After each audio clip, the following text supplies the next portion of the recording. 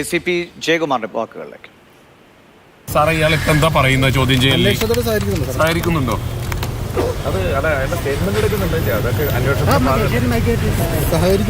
അന്വേഷണത്തോട് സഹകരിക്കുന്നുണ്ടോ? ഇത് പുള്ളി കൂടുതൽ വകുപ്പുകൾ ചുമത്തുന്ന പരിഗണനയിലുണ്ട്.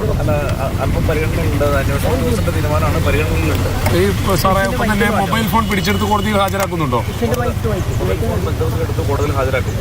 ഇത് പ്രചരിപ്പിച്ച യൂട്യൂബ് ചാനലുകൾക്കെതിരെ പരാതി അനുസരിച്ച്. ഇപ്പോൾ ബിനിൽ വിവരങ്ങളുമായുണ്ട്. ബിനിൽ, ശക്തമായ വാദങ്ങൾ. ജുഡീഷ്യൽ കസ്റ്റഡിയാണ് ഇവിടെ പോലീസ് ആവശ്യപ്പെടാൻ പോകുന്നത്. ബി രാമൻപിള്ള കോടതിയിലേക്ക് എത്തുന്നതിന്റെ ദൃശ്യങ്ങൾ കണ്ടിരുന്നു. എന്തൊക്കെയാണ് ഇനി നടപടിക്രമങ്ങൾ, എന്തൊക്കെയാണ് വിശദാംശങ്ങൾ? ബി രാമൻപിള്ള കോടതിയിൽ എത്തിക്കഴിഞ്ഞിരിക്കുന്നു. അല്പസമയത്തിനും തന്നെ ബോബി ചെമ്മണ്ണൂരിനെയും കോടതിയിൽ എത്തിക്കും. സ്റ്റേഷനിൽ നിന്ന് ഇറങ്ങിയിട്ടുണ്ട്. ബിനിൽ, കേൾക്കാമെങ്കിൽ എന്തൊക്കെയാണ്? ഉടനെ തന്നെ കോടതി വിഷയം പരിഗണിക്കുമോ? ബോബി ചെമ്മണ്ണൂരിനെ ഉടനെ എത്തിക്കുമെന്നാണ് അറിയുന്നത്.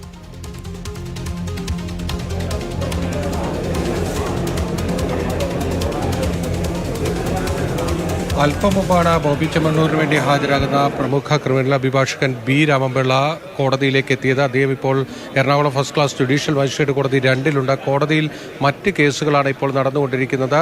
നിരവധി കേസുകൾ ഇന്ന് രാവിലെ ലിസ്റ്റ് ചെയ്തിട്ടുണ്ട്. അതിൻ്റെ തിരക്ക് ആ കോടതിയിലുണ്ട്. അതുകൊണ്ടാണ് ബോബി ചെമ്മണ്ണൂരിനെ ഇപ്പോൾ ഈ കോടതിയിലേക്ക് എത്തിക്കാത്തത്. ആദ്യ റോൾ കോൾ അവസാനിച്ച് കഴിഞ്ഞാൽ ബോബി ചെമ്മണ്ണൂരിനെ മജിസ്ട്രേറ്റ് കോടതിയിലേക്ക് എത്തിക്കുമെന്നതാണ് ഇപ്പോൾ പോലീസ് അറിയിച്ചിരിക്കുന്നത്. പോലീസിൻ്റെ അന്വേഷണ ഉദ്യോഗസ്ഥരൊക്കെ തന്നെ ഇവിടെ എത്തിയിട്ടുണ്ട്. അവർ APPയെ രാവിലെ കണ്ടിരുന്നു.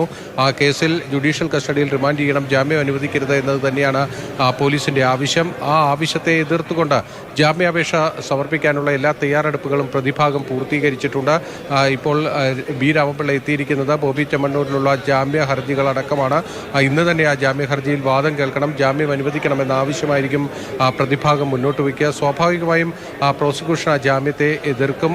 നേരത്തെ IPC ഒഫൻസായിരുന്നു ഉണ്ടായിരുന്നതെങ്കിൽ ഇത് ജാമ്യം ലഭിക്കാവുന്ന, അതായത് മജിസ്ട്രേറ്റ് കോടതിയിൽ വിചാരണ ചെയ്യാവുന്ന, ജാമ്യം ലഭിക്കാവുന്ന കുറ്റകൃത്യമായിരുന്നുവെങ്കിൽ ഇപ്പോൾ BNS വന്നപ്പോൾ അതിൻ്റെ കുറ്റകൃത്യത്തിലും അതിൻ്റെ വിചാരണ നടപടിയിലെ സ്വഭാവത്തിലുമൊക്കെ തന്നെ മാറ്റം വന്നിരിക്കുന്നു. ഇതൊരു സെഷൻസ് ട്രയൽ ആവശ്യമായിട്ടുള്ള ഒരു കേസായി മാറിയിരിക്കുന്നു. അതാണ് ഇതിൻ്റെ ഗൗരവം വർദ്ധിപ്പിക്കുന്നത്. അതോടൊപ്പം തന്നെ പോലീസിനെ സംബന്ധിച്ചിടത്തോളം ഇന്നലെ ഹണി റോസിൻ്റെ രഹസ്യമൊഴി മജിസ്ട്രേറ്റ് മുമ്പാകെ രേഖപ്പെടുത്തിയിട്ടുണ്ട്. ആ രഹസ്യമൊഴിയുടെ പകർപ്പടക്കം അവർക്ക് ഈ ജാമ്യ ഹർജിയിലെ വാദം നടക്കുമ്പോൾ കോടതിയിൽ എത്തിക്കേണ്ടതുണ്ട്. അതിനുവേണ്ടിയുള്ള നടപടിക്രമങ്ങളും ഇപ്പോൾ പോലീസ് പൂർത്തീകരിച്ചു വരികയാണ്. അല്പസമയത്തിനകം എന്തായാലും കോടതിയിലെത്തും ബോബി ചെമ്മണ്ണൂർ.